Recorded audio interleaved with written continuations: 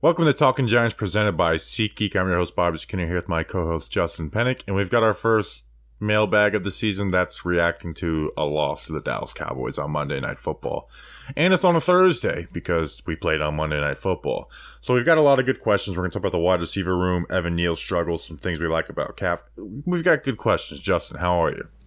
Bobby Skinner, hello. I don't care about me. How's Ian doing? Hurricane Ian, it hasn't hit us yet. We got some outer bands this morning. And by the time people are listening to this, it will be like in full force. But I'm on the East Coast, so I'm not getting the worst of it. We're still getting it pretty good, but not getting the worst of it. Okay. Well, for all our Florida listeners, including Julian and his parents, hope you're doing all right from Hurricane Ian. We know we got a lot of you Floridians. Julian's getting it the worst. He is getting it the worst. His parents are gonna get. Hopefully, he's getting good video and pictures out of it. Oh, sheesh, yeah. That's the main benefit of it. Are you still planning on doing the weather segment with Danny? Yeah, I think so. Okay, all right. I'm excited for that. I think we'll put that on the podcast for the Friday too. Friday's pod is about to be a long one. We got Robert Schmitz coming. You're gonna do an interview with him today. And if I lose power, I don't know where I'm going to record it. Like it may be a Bobby on the Phone podcast. Bobby on the Phone podcast. Bobby Man on the Street. Let's talk about the loser Giants. What are those? We don't know who they are. We're going to win. We got a great 2-1 versus 2-1 matchup with the Bears, the best of the best in the NFL. Who would have thunk Only it? a couple undefeated teams. So we'll get into all these mailbag questions. Any comments on Shep? So I don't think I gave it the proper respect on Monday because I was just so pissed at losing, and he had a couple of drops, and I was just so frustrated. But I haven't had oh wow, this has got to be it for Sterling Shepard, at least as a Giant. Unless they just pay him on the minimum and with non-guaranteed salary, like it's 2 season-ending injuries within 9 months.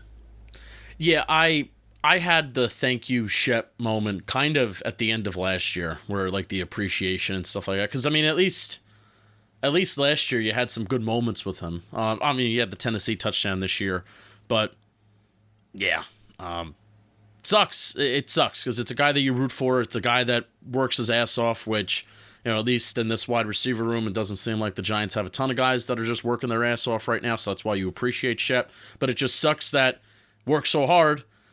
Had like this, what we thought would be like, oh, he's not coming back to the Giants after this torn Achilles. He's going to get cut. Like it just makes so much sense to not bring him back. But then he comes back, works his ass off to get back, has a really good week 1 with the biggest play of the season so far, not counting the 66-yarder to Saquon. And now he's done. I mean, I'm not going to say his career's done, but I do think his time in blue is done. Yeah, I would be shocked, but at the same time, it's like, where else is he going to go? What are they willing? But it just seems to be done. But anyway, so we feel for you. We feel for you, young Shep, the longest tenured New York Giant. But let's get into these mailbag questions. Or actually, no. First, sorry, I keep on teasing the mailbag. Yeah, I keep on teasing. Greg P. He's got a nice Yankee logo. Will Aaron Judge ever hit a freaking home run? It's starting to annoy me. Roger Maris's son will just. Yeah, you can tell he's just like, I'm tired of doing this. David Polanco, how about that? We love you, David. And then Nikki Biselli. We got a lot of Italians on our Patreon. Justin, who are these people? I mean, we should have a lot of Italians. Oh, Bobby Skinner knocks down his microphone. If you're Italian and you're a Giants fan, you have to go to patreon.com/talkofgiants. It's a requirement. You have to. Patreon.com/talkofgiants. The 2 Isidori brothers, Snacks and Anthony, they're part of the Patreon family. They're 2 of the most Italian people I know. Patreon.com/talkofgiants. There's a bunch of perks. You know about them. Thanks to our patrons. I also put a Patreon-only film breakdown out on Twitter today. Wow, that's nice. That's huge. It's because basically I was just cussing out Austin Calitro. Oh, if you want to hear... I'm not going to put that on the main timeline. If you want to hear Bobby Skinner roast Austin Calitro, you know where to go. It got me so mad. Anyways, take it away, Steve. Mail time. Mail time. The mail's here. Come on. Bye, guys. Here's the mail, it never fails. It makes me want to wag my tail. When it comes, I want to wail.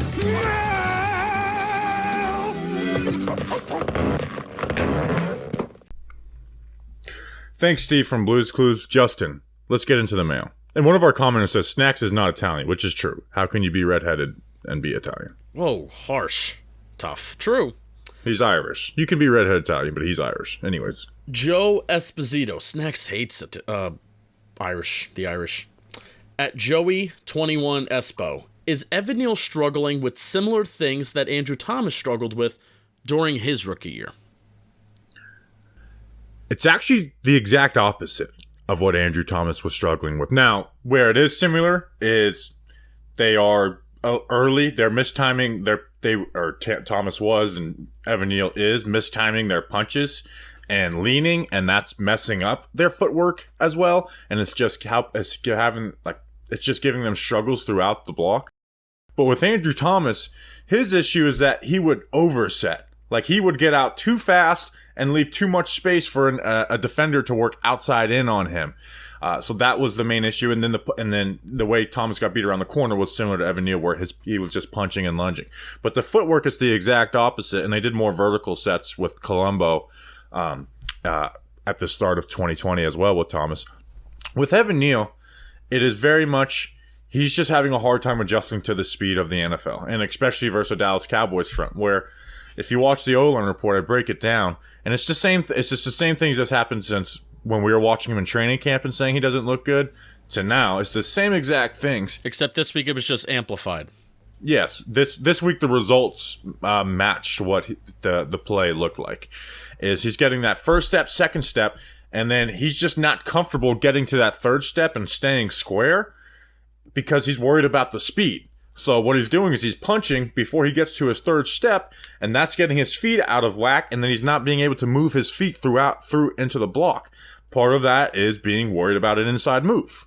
Like there's times where he'll get beat on the inside more if he gets to that third step and his left foot isn't ready to go. So in reality, it's just he's like Andrew Thomas though, where they're similar.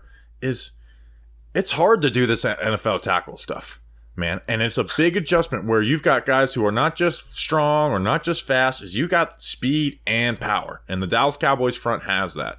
And the Cowboys throw a lot of different looks at you as well. It's just he needs time to grow. Like, that's why, I had a reply and was like, well, if the issue is the same issue, like why isn't it being fixed easily? And it's a lot easier when I'm doing the O-line report to say this is what he needs to do. And I actually went out in my front yard yesterday and kind of like went through the steps to kind of remind myself of like what the issues are and kind of live them out. So, did you film it? No, I thought about it. But it just makes it easier to talk about it when it's like, let me go through the steps. But when you're going up against speed and power, it's tough. It's tough to adjust to that in the NFL, and then being able to have the confidence to get to that third step and realizing like, hey, I'm ready to power down, and I'm not going to get taken advantage on this type of stuff. So it's just he just needs time to adjust in the NFL, and I don't think he was as good of a prospect as Andrew Thomas, anyways. So I'm not saying he's going to be just as good as Andrew Thomas, but I do think he's going to be really good, and a really good pass blocker in the NFL by this time next year. But it takes time. So let me ask you this. I mean, I'm not even going to I was going to bring up Nate Solder for a hot sec because Nate Solder would just open up his hips all the time. Not even going to bring that up. But you see so many tackles that open up their hips. They get to their second step and then they open up their hips because they want to match the speed that's in front of them. I mean, it happens with so many tackles. And I've heard you say this for years. I edit every single one of your O-line reports, and you've been saying this for years. That third step, you open up your hips. Why? Is it just simply the speed? Like, yeah, guys don't want to get beat around the corner like easily. All right, so if you get to that third step and you're late, the consequence is that you will just be beat around the corner. Because I feel like when you open up your hips anyway, you're still getting beat around the corner anyway. Right? It makes the arch of the pocket bigger, where if you can't get to that third step, Because at wanna some wash point you them do out. open your hips. You do open your hips at some point. It's not like you just stay square. It's not, we're not drawing this up on a board. You do open your hips at some point. It's just not doing it early because what guys worry about, one, is inside moves. Is they don't want, like, if you overset like Andrew Thomas did, where Andrew Thomas got to those steps, but he left his inside vulnerable, and like you don't want to get beat inside. That you don't, as a tackle, you don't want to get beat inside. That's the most important thing, is to not get beat inside. A QB can step up in the pocket, you get somebody right in his lap, and it just breaks a play down. Obviously they can improvise and stuff like that, but it just breaks the play down. It's just worry about speed. But the difference with when you talk about other guys or Solder or Fleming or whoever is that Evan Neal has the prospects to be great, where he's got the athleticism, he's got the strength, and something that does not get talked about enough in all of this stuff, he's a hard worker, and he's diligent in his craft. Yes, that matters. Guy like Eric Flowers was not. Yes. And Eric Flowers wasn't as good of a prospect as Evan Neal anyways, but a guy like Eric Flowers didn't have that, and that gets forgotten in this game of football from the fan point of view. Some guys are hard workers and sometimes some guys aren't. So some guys' issues get fixed and some guys don't. As much as we want all these guys to be the most diligent people in the world, they're not all. But the reason why Evan Neal is he has the athletic profile and that work ethic is why he's the 7th overall pick in the NFL draft and was a top high school prospect and a top college prospect and all that good stuff. That's why the draft is frustrating as hell too sometimes, just because there could be this guy on the board that you really like or that you really want, and then your team doesn't take him, and then you're like, what the hell, this guy's really good. And clearly, I mean, I think, at least as of right now, we'll see how some of these guys pan out as the years go by. But I think as of right now, Joe Shane talks about that element of it, being a hard worker, being a guy that's good in the building, just as much as actually like talent on the football field. And this is what I will say, just from a big macro perspective. Evan Neal rookie year struggles and Andrew Thomas rookie year struggles, they're similar, that the same struggle for each of them kind of continued throughout the season. Andrew Thomas, I felt like, struggled with that right foot and allowing those inside moves, and that was very, very consistent. Evan Neal is struggling with opening up his hips and getting to that third step consistently throughout the first 3 games of the season. And if that's like the main thing that both of those guys struggle, and it's like, well, Bobby Skinner, you're not an O-line coach, but if you're pointing it out every week and this is what he needs to fix, guarantee you it's what the coaches are pointing out too. And yes. I feel better about him struggling with 1 or 2 things versus, he's bad in this 1 week, he's bad in this the next week. So that's where their rookie years, I think, compare, is that they're struggling with consistent things every week. Do you think that's fair? Yeah, that's fair. And Evan Neal made improvement this week in the run game. He was very bad in the run game week 2, a lot of false steps. Now, there was plays where he had false steps in this game, but he was a lot better in the run game this week. But that's something I won't be like, oh, he needs to, like, no, don't take false steps in the run game. Like, you screw yourself over. So, listen, it's like we said, it's gonna be there's gonna be rookie struggles for Evan Neal. They're different from Thomas's, where Thomas is like, hey, just cheat. Like with Andrew Thomas's rookie year, the reason he improved is they told him how to cheat. Is like if they give any semblance of an inside move, power down. And Andrew Thomas is an elite, like the top athlete at the left tackle position, maybe in the NFL. Like he might be the best athlete at the left tackle position in the NFL, which pissed me off when people talked about these other guys had good 40 times. It's like, look at his shuttle time. Look at his freaking shuttle time, and he has longer arms, where Thomas could cheat, and then he realized, because like, oh, I can cheat, and my athleticism is just amazing, and I can wash these guys around the pocket because my athleticism is so good. Trust his athleticism. Yeah. Where Evan Neal's not the same athlete that Thomas is, even though he's a good one, but he also has more size. I feel like you don't need that insane athleticism on the right side either. So that's why I like Evan Neal playing right tackle versus if he went to another team and then he had to play left tackle. Also, something that's forgotten about Andrew Thomas' rookie year is that it wasn't just bad from start to finish. It was kind of a tale of 2 halves. It was the first half was bad, and then the second half he showed like really massive improvement. It was linear growth. Yeah, so hopefully, for Evan Neal, we are still very, very early into the season. We're not even 25% of the way through it, but hopefully Evan Neal can have a trajectory of growth similar to Andrew Thomas did. All right, next question. Second question is coming from Doug. Do you want me to read his handle again like I did last week? No, it's just Doug. Doug, how was Kayvon's burst? I feel like I didn't notice it as much as he showed before, but it could be due to coming back from the MCL. I thought his burst looked fine. Maybe it was a little slow, but his burst looked fine. Watching the All-22 film made you feel better about Kayvon Thibodeaux than after the game, where it was like, okay, it surely wasn't great, nothing to be super excited about, but it wasn't like just like, oh, this guy's a horrible pass rusher in this game. Like it was better than that. In fact, and also Cooper Rush had the 7th highest time to throw and 7th lowest. The 7th lowest. And then, some of the times where he was setting the pocket were those max protect 2-man routes they got us on those a couple times. So the burst, again, wasn't what you fully expect from Kayvon Thibodeaux coming off the injury, but he was coming off an injury. He's had 2 practices in the last month. So, okay, let's look at all those circumstances. But just talk about play on the field. Him and Azeez Ojulari put on better pass rush reps than we got from anything from the edge position in the first 3 weeks. Which was a low bar because Jahad Ward gave you nothing and O'Shane Ximines didn't give you much as a pass rusher. But their pass rush ability was clearly better than what the Giants had the first two weeks of the season. There was some wins. There was a beautiful outside in move from Kayvon. He got to the bull a little bit. It's just, hey, it's not having your pass rush move segmented and flowing within a play. So there's definitely wasn't good. But when I watched it, I was like, okay, this wasn't as bad as it seemed on the broadcast on Monday night. Yeah, and he got a total of 37 snaps, which I think was, if I saw correctly, it was 58% of the snaps. Him and Azeez were both very centered towards playing the first half, or the second half, and then a lot of the fourth quarter, they weren't really on the field for much.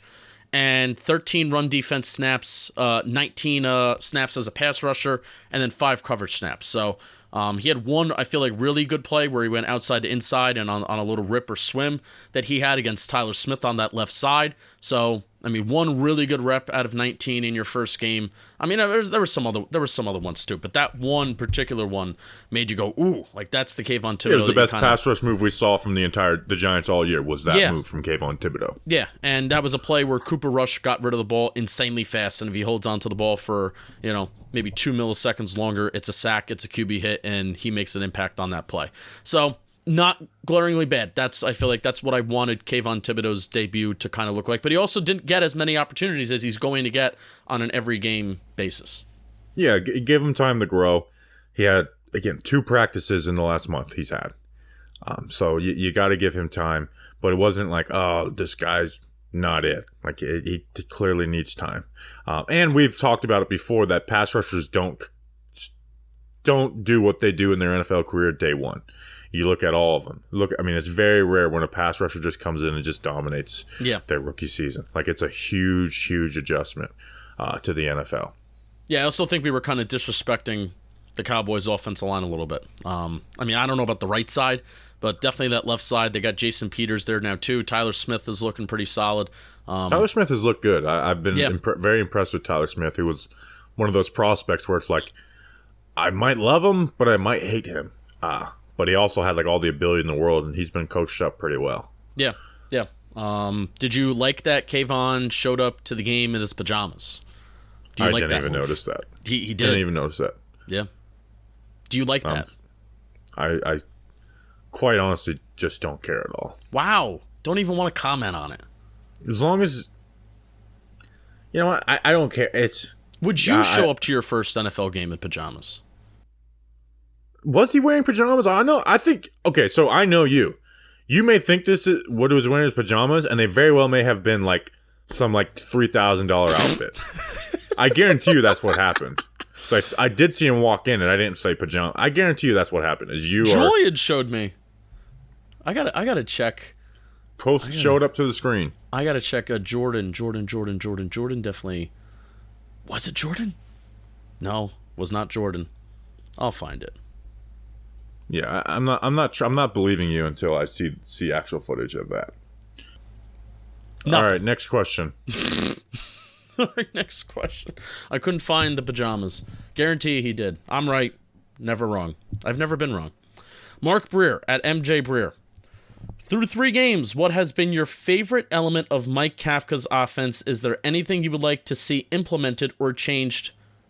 It's finally nice to see some offensive creativity. So I have a different answer than you, so I'm going to let you answer this first because I have a good feeling of what yours is going to be because I've seen you tweet about it a little bit. I especially liked what they did this week. I think they knew exactly what the offensive struggle was going to be, and that was the fact that Mike Parsons, DeMarcus Lawrence, and that front 7, and even there was a Dallas safety that had 2 QB hits and a sack as well. So I think they knew that they were going to try and bring some pressure and bring the heat. So I liked how 20 out of the 37 passing attempts, plus you have to include the scrambles as well. I think there was like 7 scrambles. So I'm in the middle of charting that right now. I'll have that to you tomorrow. So I counted 20 play action / RPOs. Like whenever I saw an obvious attempt that the ball was being handed to the running back but then pulled out, I charted it, and because I'm not smart enough to say, is this a play action or is this an RPO like fully? So I saw 20. So that's almost 50% of the passing attempts, even the ones that resulted in scrambles that were RPOs and play action. I like that simply just because any split second that you can think that the defense is gonna that it's going to be a handoff, and any time that you can give Daniel Jones more in the pocket or time to throw is something that I will take. And I also just like how, at least throughout the first 2 weeks of the season, you saw this on the Daniel Bellinger touchdown, you saw this on the Sterling Shepard touchdown, guys are being schemed open, and that's cool, because we don't really have guys that, outside of like Richie James, that can create separation, and they're really good route runners and stuff like that. So guys are being schemed open, and at least through the first 2 weeks of the season, the offense kind of capitalized on it. My big thing, and I did a little breakdown on this on Twitter, and I've seen it multiple times, is they are building off of their bread and butter, where it's like, hey, this is a concept we try to look, we're supposed to, we're going to run a dagger concept where we have our outside wide receiver running a 15-yard dig route. Well, guess what? Instead of finishing that dig, we're going to sit and turn it back outside. The smash thing, look at the Darius Slayton breakdown I did, where it's like, oh, Darius Slayton's going to run a corner. This is a smash concept. No, double move. He's got leverage. He's got speed. It could have been a big play if Evan Neal didn't give up a sack. So that's something I really, really like, is self-scouting yourself and seeing what are they going to look at? What are they going to look for? Like, these corners are going to see, like, hey, the other team game plans too, and they're going to know what you run. It's not some hidden playbook, so build off of that. They've done that multiple times, and that's what will lead to big plays eventually when you could block some of that stuff up. It's been a very horizontal offense, and also something that's gone a little unnoticed, and this sticks to my theory, they've been good in the running back screen game. Yes. Very consistently good, which is surprising because screens are hard to run. And they've been, as good we know, that. We're Giants fans. I think most fans have bad screen games in front of them, but they only watch. That's my theory, is that every fan thinks their screen game sucks unless it's amazing, because you only watch the highlights of screenplays around the league. You don't see all the failed ones. I always go back to 2019. I remember an analyst saying Pat Trimmer can't run a screen game, coming off of 2 games where we had a 60-yard screen touchdown to Golden Tate, and the week before, Saquon Barkley had a 50-yard screen versus the Cowboys. So, anyways, that's my answer. Next question. Before we get to the next question, can I talk about something first, though? Yes, talk about something. I'm going to talk about something, and I'm going to talk about True Classic. I have a hard time fitting in the shirts. Even now that I've lost a little bit of weight, and it's funny, I got a Reddit comment saying that I talk about how much I lost weight. I talk about it too much. Well, I'm going to continue to talk about it since some people hate it. So shirts, they're tough. Shirts can be tough on guys. You don't have the right fit. They're not long enough. Maybe they're too long, but if you get a size that's a little smaller, then it gets too short or it's too big around the stomach. It's tough. It's tough out there for these guys getting their shirts. But support for today's episode comes from True Classic. They have the absolute best fitting tee, shirts a man can buy. Not to mention they're super soft. When you're jacked, finding the right t-shirt can be incredibly frustrating. Most t-shirts are too tight in all the wrong places, or they're way too big and boxy. So if you're spending countless hours at the gym, or if you're spending countless hours on the couch like me, sitting home, watching film, looking at stats, True Classic has got my back. It's about time to get your fit together. Upgrade your wardrobe with True Classic. Get 25% off at trueclassic.com with code GIANTS. Free shipping included on purchases over $100. That's 25% off at trueclassic.com with code GIANTS. Strengthen your core wardrobe with True Classic today. You'll be glad you did. You'll be glad you did. Next question. Next question is coming from at gmen_anth. Anth. What's the deal with Toney?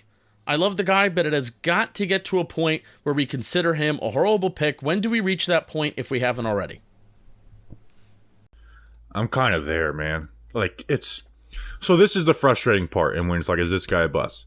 It's hard to call a guy a bust when he's just injured. Like, he's always injured. But when Kadarius Toney went to doubtful and was not participating in practice, Justin, I didn't even blink. It's just like, I expect this at this point. You know, he had 6 injuries last year, so he came to this year like, hopefully this guy can stay relatively healthy.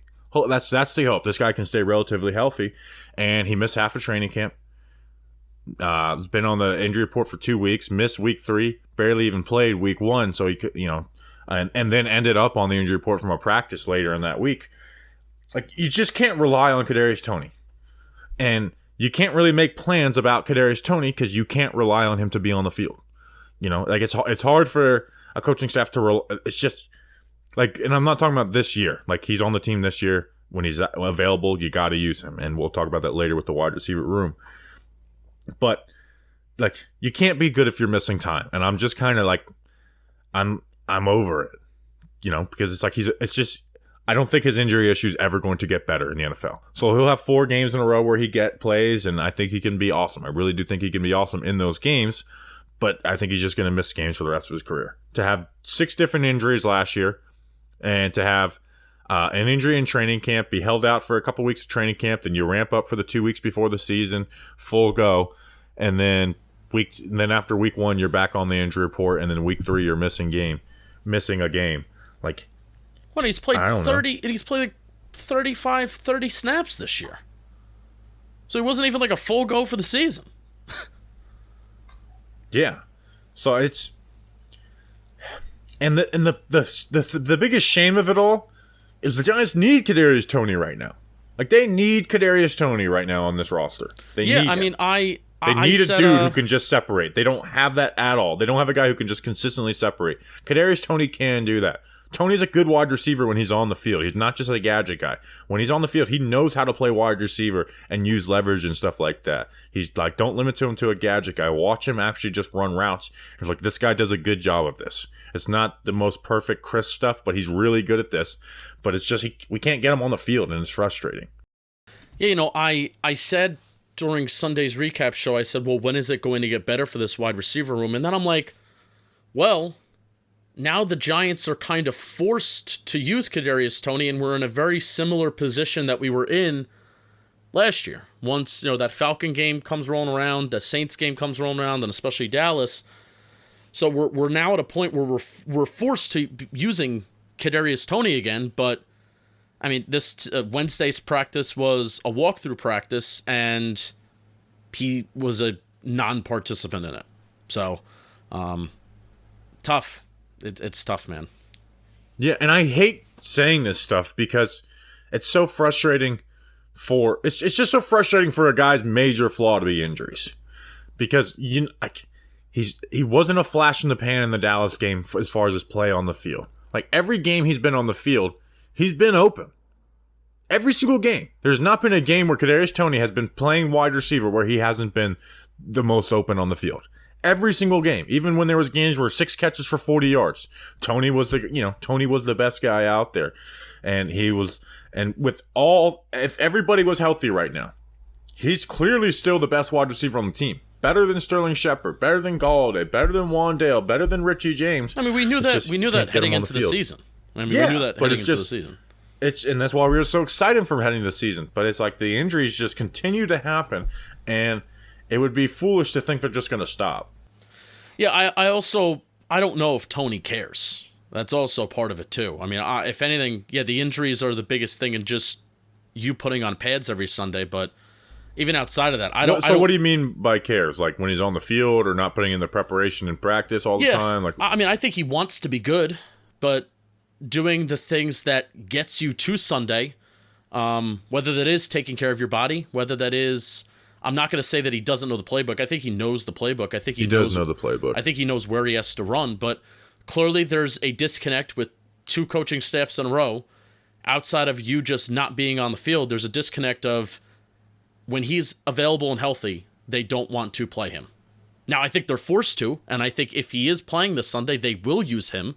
But if everybody was here for the Giants, if Colin Johnson wasn't hurt, if Kenny Golladay is playing maybe 20% better, if Wan'Dale Robinson's healthy, Shep is healthy, I don't think Kadarius Toney's playing. But here's where I still disagree with that 100%. Because like you said with the last coaching stuff, but once they were forced to play him, he was awesome. And this year too, like he got those 2 runs in week 1, made something out of both of them. Week 3, you're like, oh well, he did have the drop, but he had a 30-yard play taken off the board, which shouldn't have been taken off the board. And Daniel Jones, he was wide open 2 times, and Daniel Jones missed him. So if Daniel Jones makes easy throws, not tough throws, he has 3 catches for, and they don't call it, like he has 3 catches for 70 yards, which would have been the best wide receiver output by any Giant this season. And there was also a 4th one where Daniel Jones, I'm not going to say he flat out had to make that throw, but he could have made the throw, and it could have been another 20-yard play.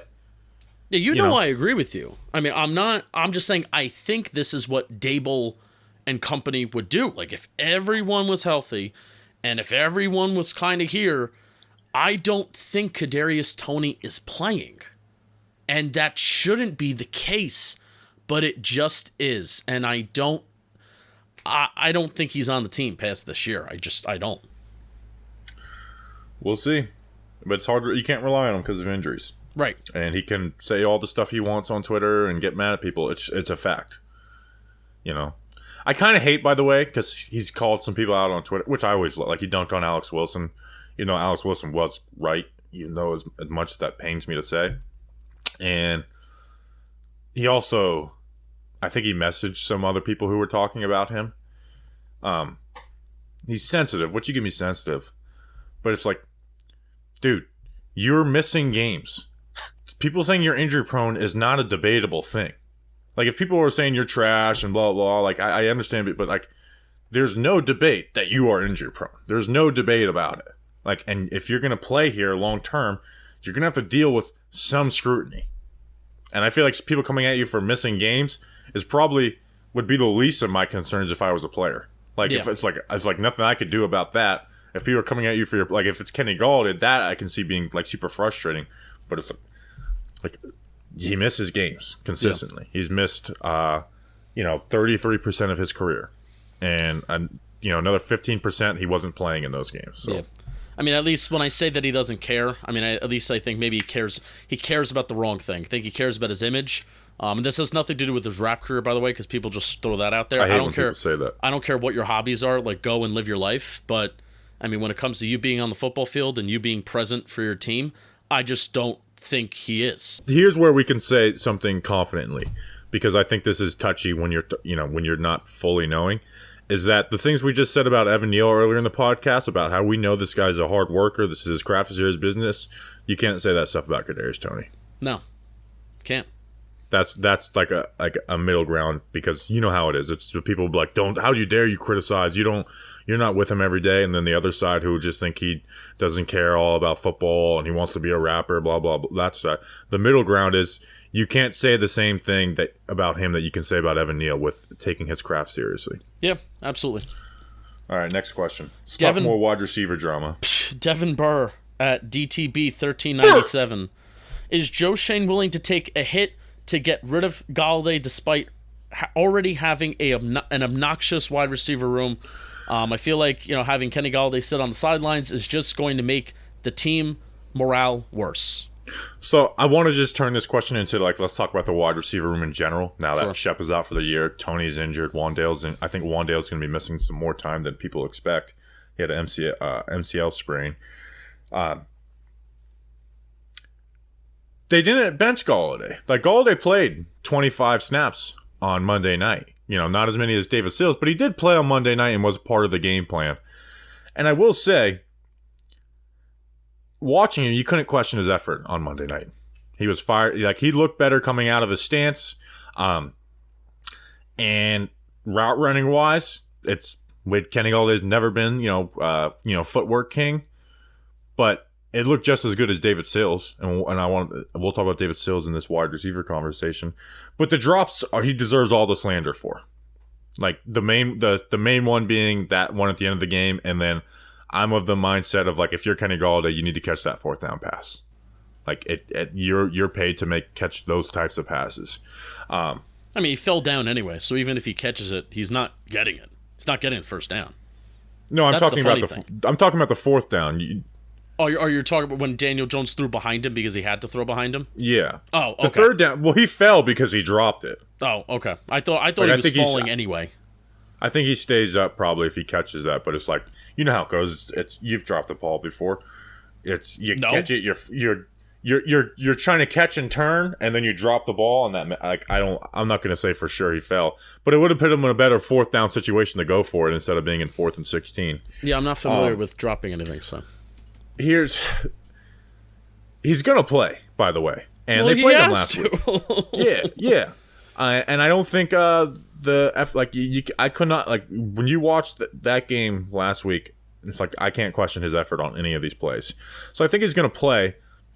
And drops are one of those things where it's like, a drop's not an effort thing. It's just, they happen. They can't happen, but they happen. When is Kenny Galladay going to get a contested catch opportunity down the field? And that's the thing, is there hasn't been those type of plays ran. There was a couple possible, but pressure got there and Jones wasn't able to, like, pull the triggers on those. Here's how I think it should go down. I think David Sills just needs to go to the bench. I really do. He doesn't add anything to this team. He does not help this Giants offense be better than what they have on this roster. Okay? And let's forget about the guy that he also doesn't separate, like Kenny Galladay. Like, he can make a play here and there. But consistently, David Sills is not winning. Correct. He has no speed, like Kenny Galladay. He doesn't have the speed. He doesn't have the agility, like Kenny Galladay. And Galladay has just a better track record and I think is just a better player. But also, they don't have any speed on this offense on the outside. Should be the solution with Shep out. Get Slayton and Galladay on the field at the same time. That is what makes them better. Because when you put Galladay and Sills on the field at the same time, it doesn't help. That's not fun out there. It doesn't work out well because there's no respect deep for the defense. You get Galladay and Slayton on the field, and there's a question of what things you think the offense could do better later in this podcast. I'll hit. You get Slayton and Galladay on the field. Well, now they got to respect Slayton's speed, but they also got to respect Galladay's ability to make some contested throws. And Galladay still does get respect from defenses when he's on the field, and that allows for, now that opens up curl routes or slant routes and things of like that when they're playing off of Kenny Galladay. So it opens up that. And then you have Richie James playing the slot. And Richie James has done a fine job. And if Kadarius Toney is playing, then you rotate those 3 outside guys and you also give Toney some slot reps. So that I hate it because the whole Sills Army thing, and he is a hard worker and stuff like that. But he just doesn't add anything. And in fact, the last 2 weeks, he's screwed us more than Kenny Galladay has. Before the half, he had a first down and ran behind the line of scrimmage in week 2. We had a chance to go down and tie the game last week. Like, that didn't get talked about enough. We had a chance to go down the field and tie the game. And we had a chunk play. It would have been a chunk 15, 20-yard play. It would have been back-to-back chunk plays, throws by Daniel Jones. And he slips. And it turns into an interception and the game's over. And we just kind of accepted because the offensive line was bad and Kenny Galladay had drops. But David Sills screwed us more on Monday night than Kenny Galladay's drops did. So, I just think it's just David Sills. It should not be. I don't think he helps the offense. We need some type of speed element, and Kenny Galladay does what David Sills does better. And I'm glad, and I'm also glad they benched Kenny Galladay for week 2, gave him a wake up call, and it seemed to spark him a little bit. And I think he's going to give max effort and stuff. And also the drops will humble him a little bit as well from week 3. And he deserves to be humbled. He 100% does. I don't want this to come as a defense of Galladay as a New York Giant. But David Sills being on the field doesn't help the Giants. It just doesn't.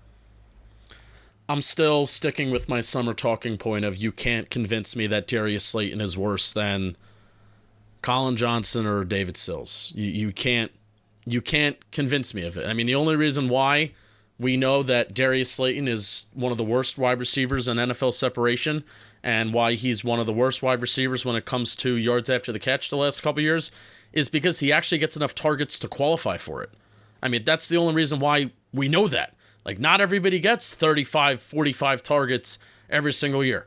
So you're not going to convince me that Darius Slayton is worse than the guys that we're putting out there right now. And it's why we said, do not just move off of Darius Slayton for no reason. And I think people are starting to come around on this, being like, let's play Slayton already. And he could have had a big play if Evan Neal would have held up. So that's just where I'm at the wide receiver room. I think it's time to just not play David Sills anymore. Like, I want every guy on the roster that plays wide receiver to play more than David Sills. And I don't want to get doom and gloom, but do you disagree with my point on Monday's show? Just being like, this is not going to get better. I mean, the line can get better. Hopefully it does. You're not playing Dallas's front seven every week, and sure, you're going to have Kafka, and they're going to scheme guys open, and that's going to happen. But this is not getting better this year. There were guys open the first 2 weeks. Dallas is a really good defense, so I'm not going to say that. But also, it could get better, I think, with the things I just said. Yeah, it just caps how much, and I really do think that Dable. It's not going to be some great offense. We never expected that, but it should be better than what it was. I don't even know if it's going to get close to average, though. We're actually the 18th ranked offense in the NFL right now. Well, in what? What are you talking? Scoring? Yeah. Offense is really bad around the league right now, so that's why. Let's actually do that by half. Because if we're the 18th ranked scoring team in the NFL, then we have to be like top 10 in the second half. Because we don't score points in the first half. I'm not going to go through all those numbers. No, but I'm just saying, like, if that's something that I should do or somebody should do. I mean, it can get better by Galladay, Toney, and Slayton playing, and Richie James and Wandale. Well, yeah, I just don't think David Sills does not really help the Giants. I want every wide receiver on the roster playing more than him. And I don't think they're going to commit to playing Slayton. I don't. We'll see. He got some snaps on Monday night. Yeah, some. He got some snaps against Carolina, too, I think. Well, he got like 5 or 6. I think he got like in the teens. Let me look it up real quick. Yeah, look it up. Why don't you look it up, and I'm going to talk about... Yeah, talk about something. I'm going to talk about something. I'm going to talk about Bear Burger. Again, whoa. Huge Bear Burger pod. Huge Bear Burger show. So the Giants wide receivers are disappointing us. You want to know who's never going to disappoint you? Bear Burger. They're a burger joint, but they're not the type to be bogged down by the labels. 14 snaps. 14? Yeah. Probably a lot in the second half, right? From your guess. No, I'm just telling you, he had 14 snaps. 20% of the game. Oh, no, Shep got hurt towards the end of the game, so the first half, second half splits don't matter. All right, so he may actually play more. Bear Burger. They're a burger joint. They're not top to be bogged down by the labels. Their menu. They have options for everyone, regardless of your dietary preferences. The only dietary restriction that you'll be limited to is food that is made to taste great. You can create your own burger. They take burgers very seriously, but their menu is filled with options for all. Build your own creation and let us know. Tweet at JohnBoy and then also tweet at Talkin' Giants that we sent you to Bear Burger, and then you have a chance to win a Bear Burger gift card.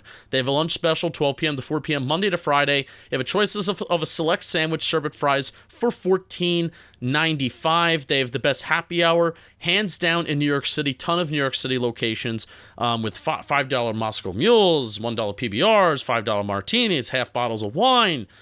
Click the link in our description to find yourself at the best happy hour spot, tastiest burger joint, and overall great spot. Order.bearburger.com. You'll be glad you did. All right, next question. You ever think we're going to stop saying that at the end of ads? I don't think ever. Jazzy at JGood93. What's the plan for interior linebacker? I don't think we can keep trotting out Calitro out there. Would you be down to go strictly with 3 safeties 100% of the time? What's the deal with these interior linebackers? Austin Calitro got me so mad on Monday night. Him missing that run gap leading to that long Tony Pollard play pissed me off so much because it's just like, what are you doing? Why? It was so frustrating. He got benched after that, though. So the coaching staff felt the same way. Like, McFadden got 30 snaps to Calitro's 13 snaps, and Austin Calitro was the starting linebacker. So he got benched after that play because that's just unacceptable football. Micah McFadden can do some things, but he's also smaller and has some hard time taking on blocks. Tate Crowder is not good, and he's always his worst against Dallas because he doesn't read the guards and they pull the guards outside, and he's always got his eyes on the running back, and he just makes bad reads. I'm kind of down for a bunch of 3 safety sets. Like, that was fun in week 2. I understand you can't just live out of 3 safety sets all the time, but you can do it a lot. And I would. Like, Xavier McKinney's arguably their best linebacker right now. And Julian Love can play the box fairly well. That's what I was going to say. Bring him down more. And let Dane Belton play deep. And then when you go too high, you put one of the other 2 deep. And their linebacker coverage has been really bad, too. We focus on the run game with linebackers, but they've been really bad as well, too. I would, as much as possible, because you can't just do it all the time, I would be living out of 3 safety sets as much as possible if I was Wink Martindale. And I'd also like to activate Jalen Smith, too. I don't want to become one of these fans that we sign a player to the practice squad that we somewhat like and then just call for them to play, even if there's, no shot. But I think, you get 2 elevations every week. They just waived Antonio Williams, plus they waived somebody else from the practice squad. So hopefully Antonio Williams goes back to the practice squad and they signed Tony Jefferson to the active roster, so he doesn't have to be an elevation anymore. Has he been? Has Tony Jefferson been signed to the active roster? Or at least I should say that's the expectation, right? I would expect him. So he has one more practice squad elevation, but Shep went to IR, so someone's going to come to the active roster. Maybe they give up that 3rd practice squad elevation for him. I think they're going to. Who was the other practice squad elevation? Not Henry Mendoza. Who was the other one? This past week, it was not Tony Jefferson. I honestly forget. That's really bothering me that I don't know that. I should know that. Yeah, it was that defensive lineman that I never heard of that low-key looks like David Moa, and then somebody else.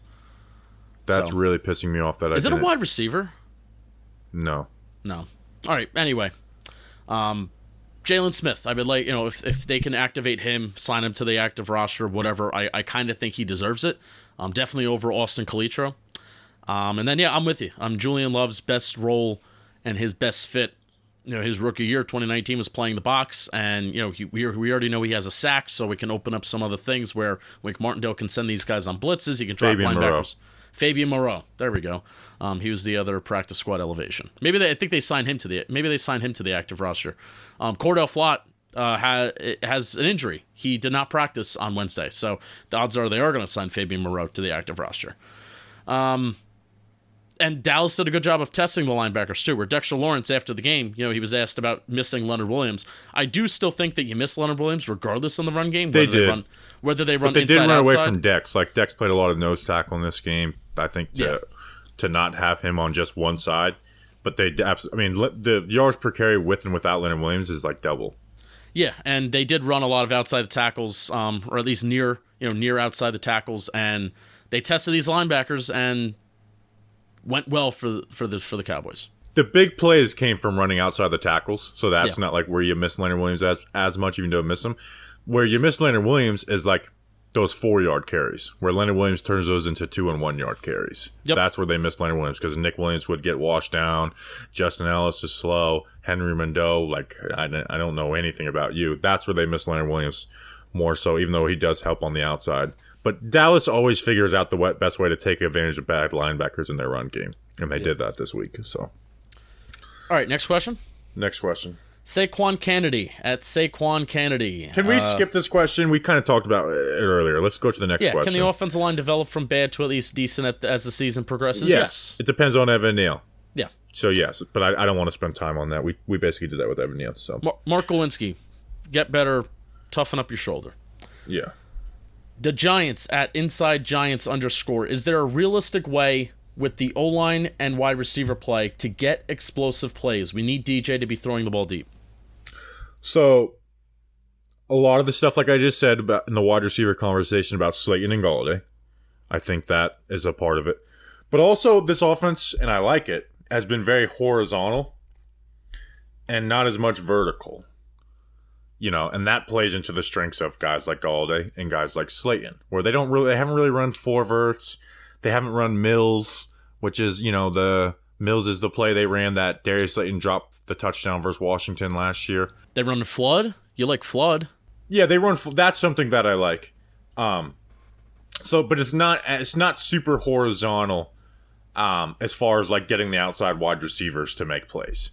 It's horizontal as like creating space under, or it's not vertical, like getting the outside guys involved too much, where you're not attacking those. You're kind of just clearing out the safety instead of attacking the safety. They haven't done that, so it's been very horizontal. And a horizontal offense like they run puts more pressure on the offensive line than a vertical one. Because you're having to run 15, 20 yards and then come across, and then that's forcing Daniel Jones to hold on to the ball longer because the reads aren't as clear.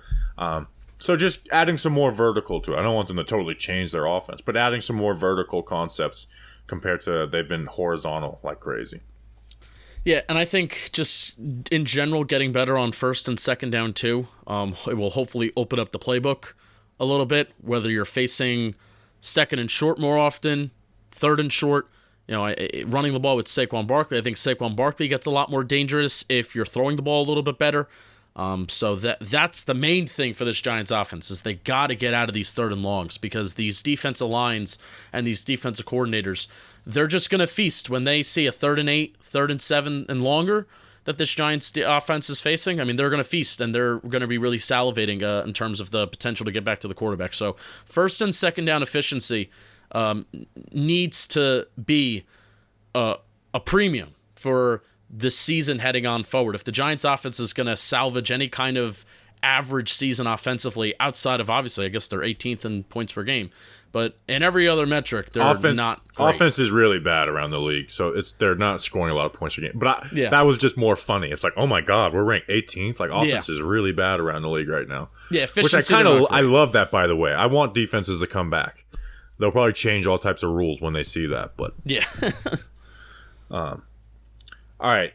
We have one more question. Justin, I want you to skip the second to the last one because it's kind of gimmicky, and we're almost to an hour. So we got one more question. But the real question is, why is the NFL so great? Because the NFL is just full swing action all the time. And it's here at DraftKings Sportsbook, an official sports betting partner of the NFL. We're talking touchdowns, big plays. How about some Darius Slayton big plays? And even bigger than David Sills, bigger wins. New customers can bet just $5 on any NFL team to win and get $200 in free bets if they do. Bet on the Giants. We're beating the Bears. We're going 3-1. If that's not enough, everyone can boost their winnings with DraftKings stepped-up same-game parlays. Right now, for every leg you add, you can boost your winnings up to 100%. With payouts bigger than ever, why bet on football anywhere else? Honestly, you'd be dumb to do that. To make things even sweeter, you can throw down on stepped-up same-game parlays once per game day all season long. Download the DraftKings Sportsbook app now and use promo code JOHNBOY to get $200 in free bets. And if your team wins, you place a $5 bet on any football game. That's code JOHNBOY only at DraftKings Sportsbook, an official sports betting partner of the NFL. Minimum age and eligibility restrictions apply. See show notes for details. Last question. You'll be glad you did. Last question. I'm still pissed I can't find this Kayvon Thibodeaux pajamas thing. What was I doing during that tailgate? Optimistic but still critical Giants fan 2-1. Great name. At Big Blue NYG News. Where are you going to go hide, Bobby? We ain't ever going to hide from a dang old hurricane. I'm kind of pissed that this hurricane's happening on the week of Monday Night Football. It's just put me in a time crunch like crazy, and I can't focus. When a hurricane comes, I want to focus on the hurricane, and I have not. The only thing I've been able to do is go and get sandbags. Yeah, no, you called me, and you're like, call them because they don't use sand; they use dirt, so we call them dirt bags. Which makes us laugh every time we say it. Giant. I got 10 dirt bags in the back of my truck right now. Relevant Giants phrase. You called me and you were like, "Can you do this?" I'm like getting dirt bags. I'm like, "Oh, okay." Or you said, "I'm getting sand." So I'm like, "All right, I'll do it." I just hate that I'm not. I want this type of stuff to happen in August. That's when I can really focus on it. I haven't been able to really enjoy the hurricane. Because it hasn't fully come yet. But I'm probably going to lose power. And I think I'm going to have to do the mailbag pod like in my car on the phone. Or not the preview pod. Preview pod. I'm excited for that. Maybe we could do it on StreamYard. Maybe that'll make it a little easier. No. I want to embrace. I want to embrace the mess. Okay. I'm still trying to find this pajama thing. By the way, I'm just scrolling. And Christopher Thompson in the chat just said, "If it happens, it happens." Like I'm not. You know me. I'm not one to stress about things that I can't control. Ah, I found it. I'll stress a ton about things I can't control, but things I can't control, I don't really. All right. Control. But I'm on the East Coast, right. So I'm not getting the worst of it. Oh, it's not pajamas. I knew it. See, this is how I know you. I'm like an old man because honestly, like from afar, I'll show it for the YouTube crowd. I'll show you at the start of the video. Can it not be blurry, Twitter? From afar, they look like pajamas. No, they don't. They look like expensive pants. They are expensive pants. They look like pajamas. Somebody at the tailgate showed me that and was like, "Hey, look, Kayvon Thibodeaux's wearing pajamas." I'm like, "Those are pajamas," and they're not. They're probably $10,000 pants. Yeah, I guarantee you they are. Maybe we could get like Tom Canavan or somebody to ask him, like, "Why'd you wear pajamas?"